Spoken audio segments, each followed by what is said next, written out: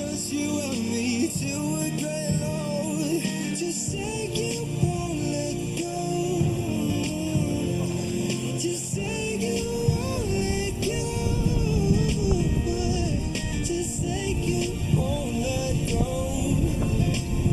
Oh, just say you won't let go.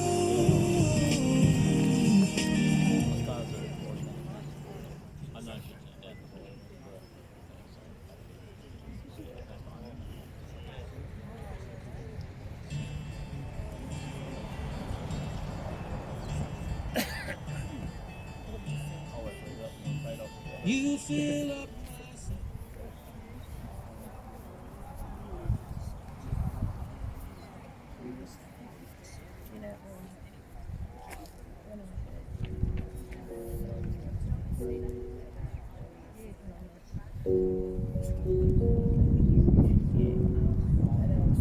We took the supermarket flyers from the windowsill. Through the day old tea from the cup. Packed up the photo album Matthew had made. Memories of a life that's been loved. Took the Garrett Wilson cars and stuffed animals. Pulled the old ginger beer down the sink. Dad always told me, don't you cry when you're down. But Mum, there's a tear every time that I blink. Oh, I'm in pieces, it's tearing me up.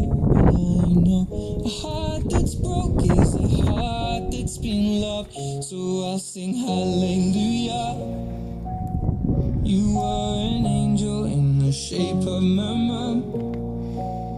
When I fell down, you'd be there holding me up. Spread your wings as you go. When God takes you back, He'll say, hallelujah, you're home.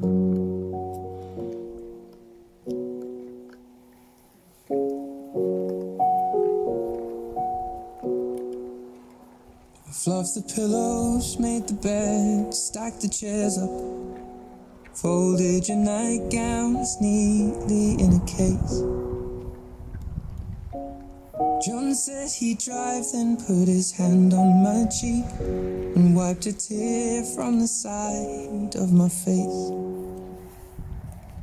And I hope that I see the world as you did, 'cause I know a life with love is a life that's been lived. So I'll sing hallelujah. You were an angel in the shape of my mom. When I fell down, you'd be there holding me up. Spread your wings as you go. And when God takes you back, He'll say, hallelujah, you're home.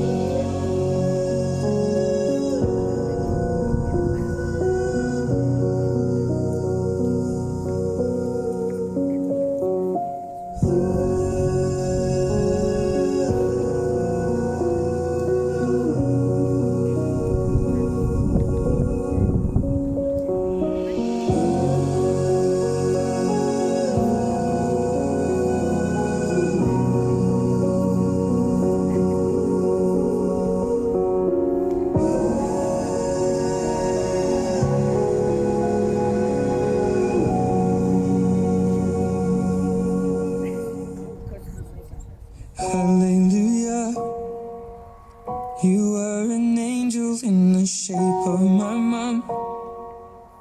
You got to see the person I have become. Spread your wings and I know that when God took you back, He said, hallelujah, you're home.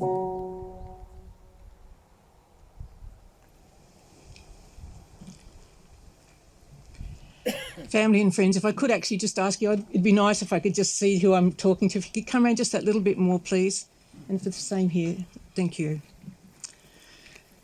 So my name is Leslie Davis, and it is my great privilege to join with you today as we come to celebrate a life well lived and honour the memory of Erica Diane Polk, who departed this life on the 2nd of May, aged 75 years, with her loving daughter and son present and by her side. This dear lady is going to be missed in so many ways, and today we all make the choice that we'll try not to be sad, but to remember the privilege of having had her in our lives. Erica was the loved and the loving wife of Brian, deceased, and much-loved mother of Sharon, and Dale and Alicia. She was the much-loved grandmother of Laken and John, Cale and Mandy, Luke and Soper, Brianne and George, Pearl, Jamie and David, Nikki and Cameron, and Brittany. She was also the cherished nan and grandma to her great-grandchildren. Erica was born in Launceston and was the loved and loving daughter to EJ and Zoe Brown, both deceased, and she was the dear sister of Zoe and Neil McClarty, also both deceased. You're about to hear a poem that I believe is in your news sheet today that is lovingly written by a granddaughter, which makes it even more precious. In her words, this is from Pearl. Today we gather, hearts entwined, to honour one so sweet, so kind, our lovely Erica, now at peace, whose joy and laughter never ceased. She's joined her Brian, hand in hand, together now in heaven's land. A love so true it lights the skies, two souls rejoined, no need for goodbyes. She stitched her world with gentle grace, in crafts and yarn she'd find her place.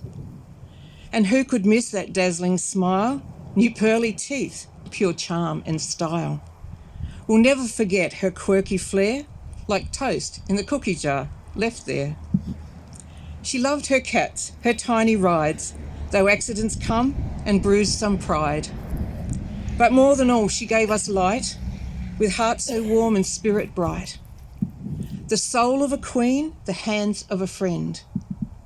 Her kindness a gift that will not end. So raise your thoughts, your prayers, your song for Erica is where she belongs.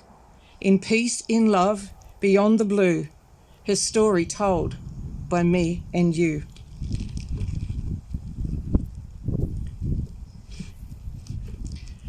When Erica met the love of her life, a time of great correspondence between the two star-crossed lovers until they could be married and be together. She knew it would mean that she would be leaving Launceston and her studies to work on a dairy farm on the northwest coast. She knew it was going to be hard work, but she was not afraid of the challenges, for she would be with her soulmate and her best friend. Sharon was born when Erica was 20 years old and Brian was 24. Dale joined them about 2 years later, and they were blessed with their pigeon pair that we used to say. Brian and Erica shared a mutual love of fishing, camping, travelling around Australia, even in their motorhome. And there was a little club called the Lingalonga, the Shack, where they had very special and lifelong friends, where they created lots and lots of memories. And sadly, the number is dwindling as they move on. They knew and valued the gift of friendship. Lots of camaraderie, shenanigans, maybe a few shandies, lots of fishing. Though Brian passed and was cremated nearly 4 years ago, today he also will be interred with Erica, tucked securely in the casket with her, finally together again. To describe Erica's personality and character, the following words were used. Deeply reflective and very loyal. Extraordinary memory. If you'd told her about a concern, she would remember it for the next time that she saw you. She was a social and friendly person, kind in nature, and when in her dealings with others, she had a huge heart that cared. She loved her crafting, I'm told, sewed beautifully, and was an awesome cook. And she taught both her children these skills for which they're forever grateful. Like the rest of us, mothering did not come with personal instructions for her children. But when Sharon was a teenager, maybe about 14, and probably tired of living the isolated life on the farm, she and her mum were butting heads just a little. And it wasn't until Erica went to work at McCain's that while talking with other mothers, she realised that maybe Sharon wasn't so bad after all. It took the heat off Sharon. For Dale, he said that perhaps he got it a little easier, for Sharon had paved the way, and now Erica was a little more experienced at being a mother in doing this parenting thing. He shared that she was a very loving and caring mum and was a friend and always there for them. However, we both knew we had to do our chores from a young age, and we knew what it was to cook, to clean, to wash, to stack the wood, etc.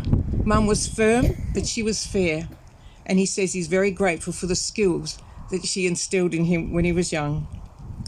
He said, describing Mum and Dad, they were best mates and they always sided with each other, and there was no way anyone could be played off. They were in love, they never fought, and we never even heard Dad raise his voice. Family holidays and Christmases were always big family events, with lots of people, lots of laughter, and too much food, and many, many memories. Birthday celebrations were also great for both Sharon and Dale, because their birthdays were around the time of Bathurst and the grand final. So that meant that everyone came and celebrated with them.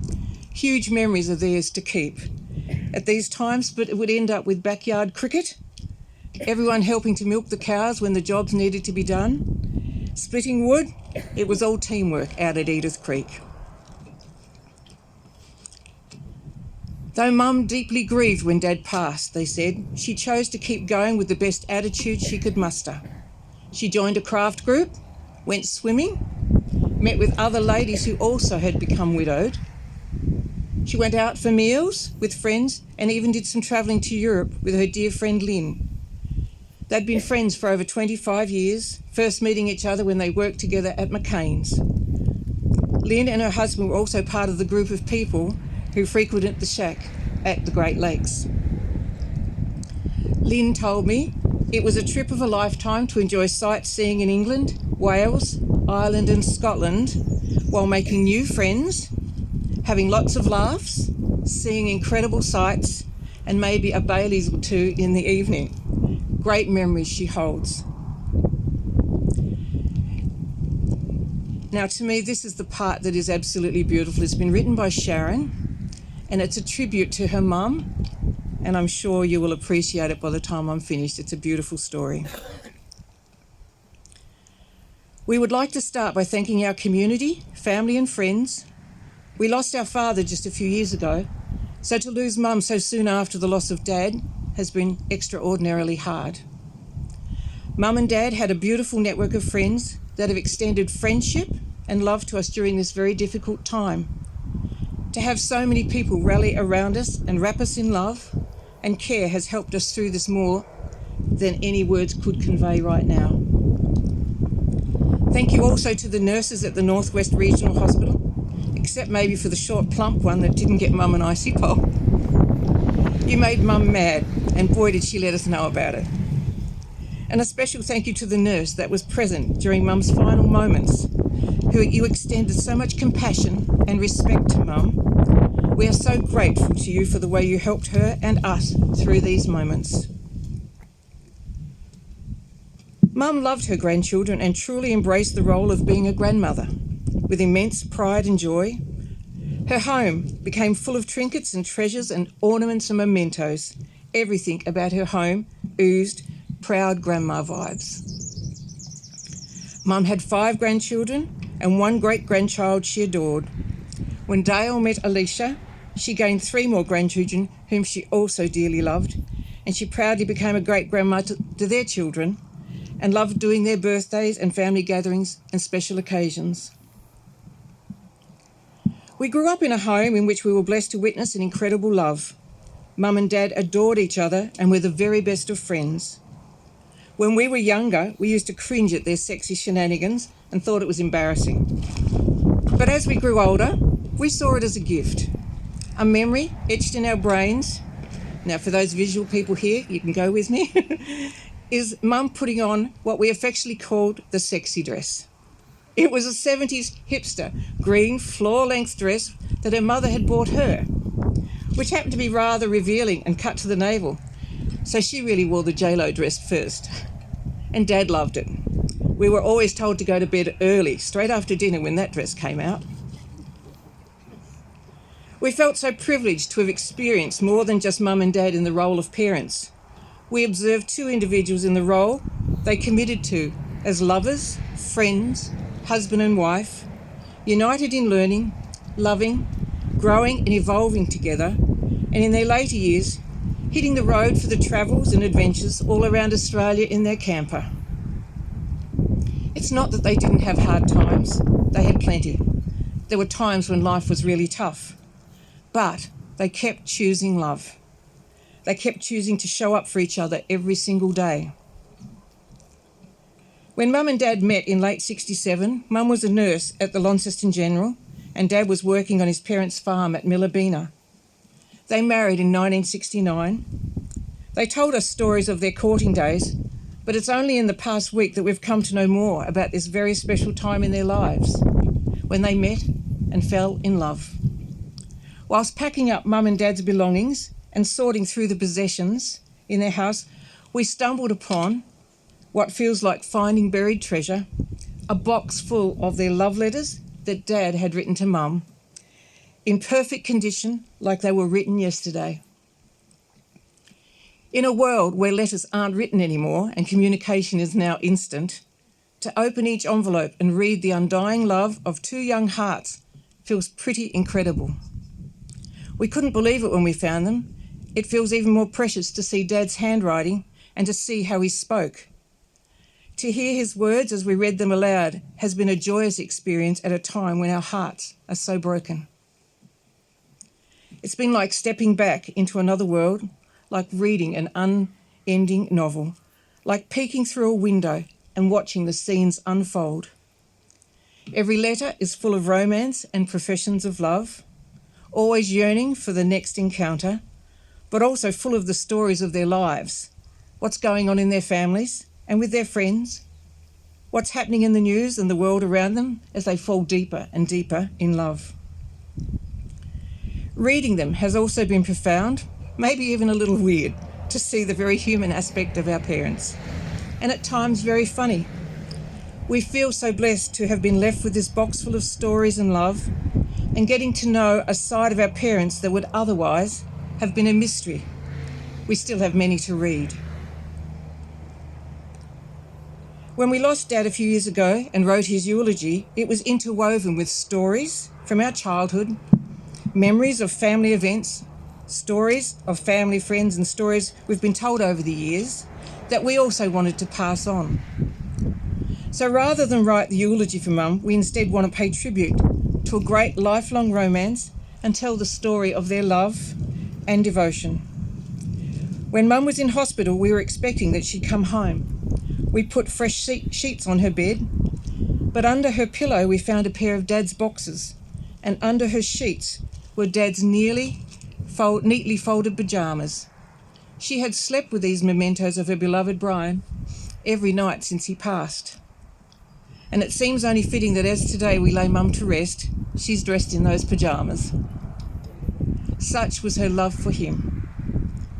And now I have the privilege of maybe sharing just a few excerpts from some of these letters. They're from their dad, from Brian, January 1968. I received your letter this morning and have been lovesick ever since. I have missed you so much and am so glad you can come down. The days since I met you have been the happiest days of my life, and I intend doing my best to keep it that way. In April 1968. I'm missing you something terrible, and when you write me those letters like you do, I feel like racing up there and eloping with you. Remember every night before you go to sleep that I love you as no one else could ever love you and will prove it given the chance. May 68. I trust you're being a good nurse and giving all those sick people your tender loving care. Gosh, just the thought of it makes me want to get sick and come up to the hospital. September 68. My illness is love sickness, so until I receive your next envelope of cure, I will wish you a fond farewell, Nurse Brown. November 68. I will use these next few lines to tell you about this beautiful bird I know. She has a body I could write a book about, a pair of legs that some blokes I know would love to have under their TV, a marvellous personality and a million more. Her name is Erica Brown. December 68. I am missing you something terrible, so I will go to bed and dream about you. And this is the last letter written after they wed and after Sharon and Dale were born in August 75. I'm missing you all something awful. It's so lonely in the big house without you. Being without you sure makes one realise just what an irreplaceable treasure you are. Please don't get me wrong, I can cope with the dishes, etc. I just can't cope without your love.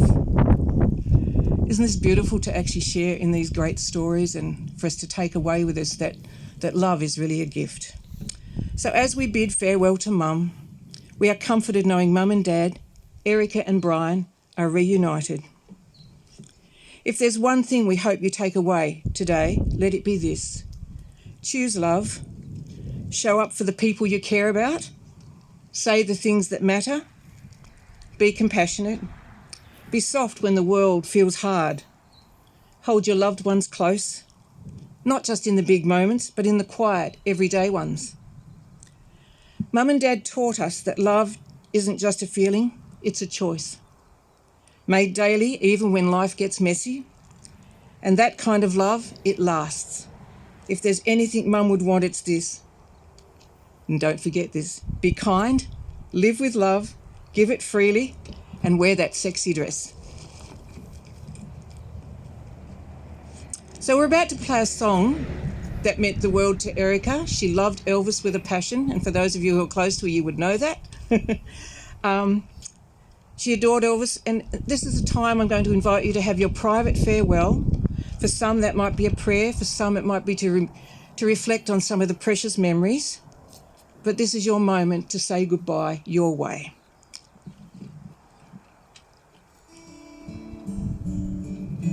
Love me tender, love me sweet, never let me go.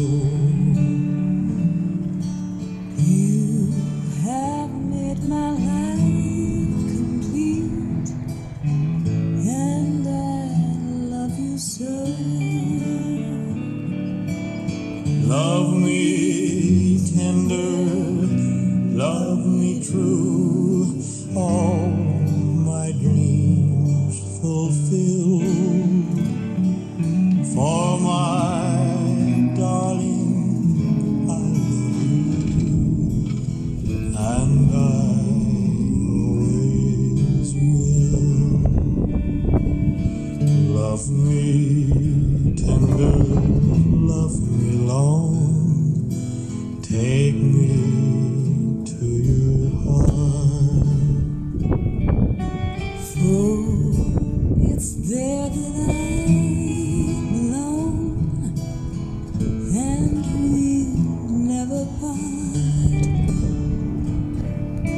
Love me tender, love me true, all my dreams fulfill. For my darling, I love you, and I always will. Love me tender, love me dear, tell me you are mine.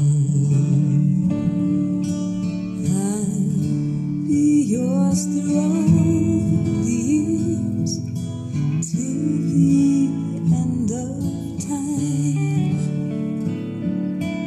Love me tender, love me true, all my dreams fulfill.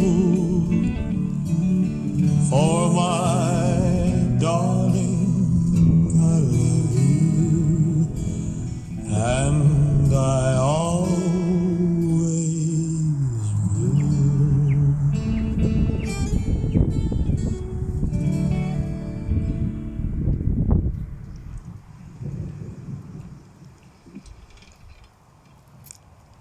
Thank you to each and every one of you who've travelled to support the family here today.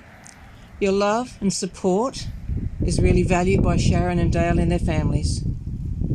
And at the conclusion of this ceremony today, you are each invited to join with the family at Tall Timbers in the main bar for some light refreshments and maybe the sharing of memories. You're all welcome. Saying goodbye is never easy. For just a moment now, let us ponder the link between grief and love. Grief does not exist except where there's been the privilege and the joy of love. So today you have done what you sought to do, and that is to lovingly reflect on all that Erica was to you. You are thankful and grateful that she was a pivotal part of your lives, and you've publicly sought to honour her life and legacy. And Sharon, I'll read your words now. Mum, not money, not success, not achievements, just Mum. The first word we speak, the last word we cry. Because in the end, we don't reach for accomplishments, we reach for comfort, for love, for home, and for many, that will always be Mum. We're coming to a time of committal. If you guys would like to stand, if you're able.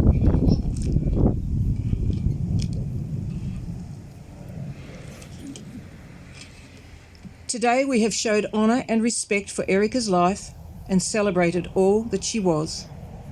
We acknowledge and thank God for her life and for the gift that she was to us. Through life, Erica held to her quiet faith, and as in the natural family, there is also a heavenly family, and to which we believe Erica has now been reunited with loved ones. So Erica, dear Erica, you will never be far from our hearts or minds. You have left each one of us with many rich memories. You are dearly loved and respected, and we promise not to forget you. You will be remembered and missed by your whole family and your many friends. We acknowledge the extraordinary and rich legacy you leave behind for us all as an example on how we should live. Together, we commit you to God's loving care and your earthly body to the ground, earth to earth, ashes to ashes, and dust to dust. Rest in peace, Erica.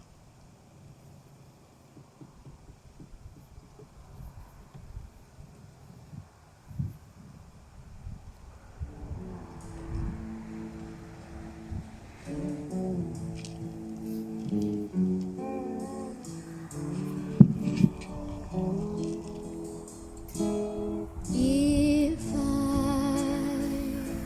should stay, I would only be in your way.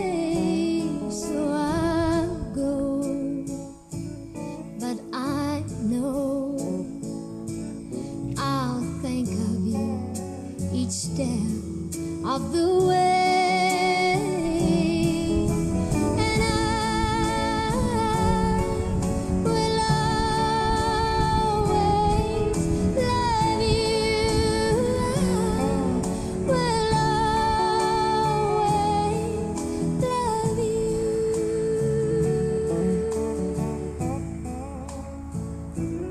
Bittersweet memories, that's all I am taking with me. Goodbye, please don't cry. We both know that I'm not what you need.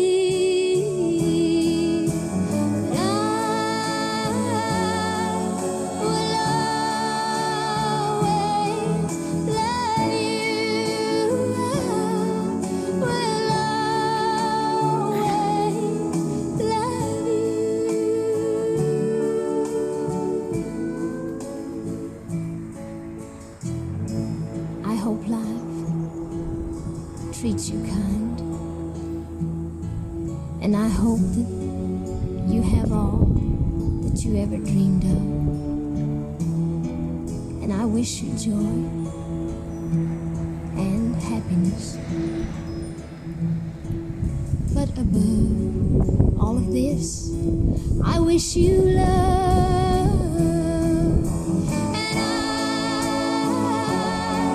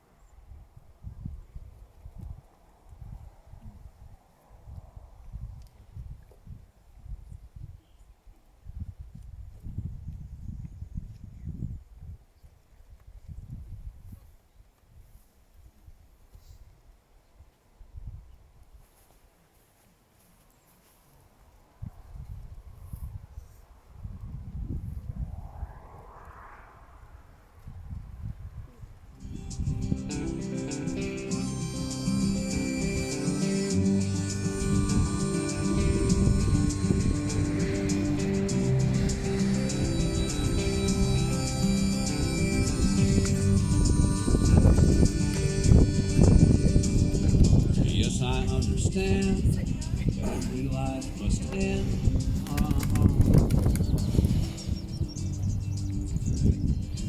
As we sit along, I know someday we must go.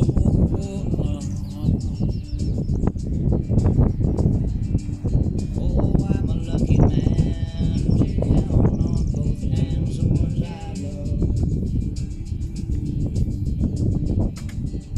Some folks just have one, others they've got none.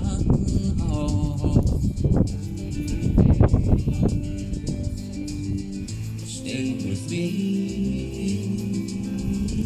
or let's just breathe.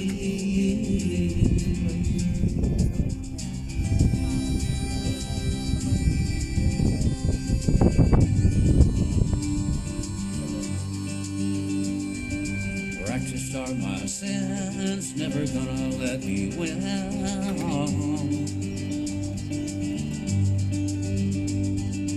Under everything, just another human being.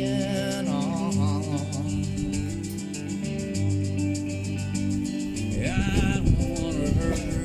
There's so much in this world to make me believe. Stay with me, you're all I see. Did I say that I need you? Did I say that I want you? Oh, if I didn't, I'm a fool, you see. No one knows this more than me. I come clean. I wonder every day as I look upon your face.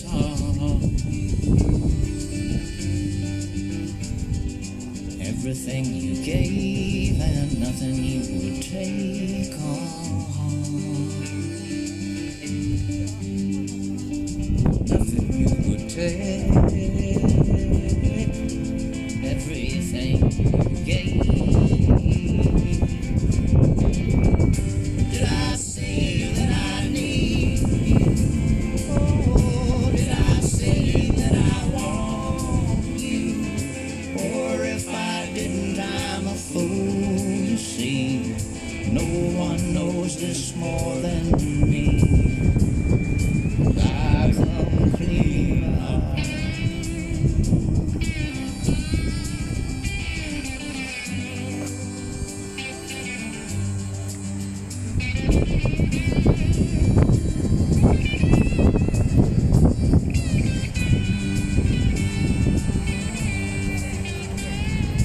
Nothing you would take, everything you gave. Love you till I die, meet you on the other side.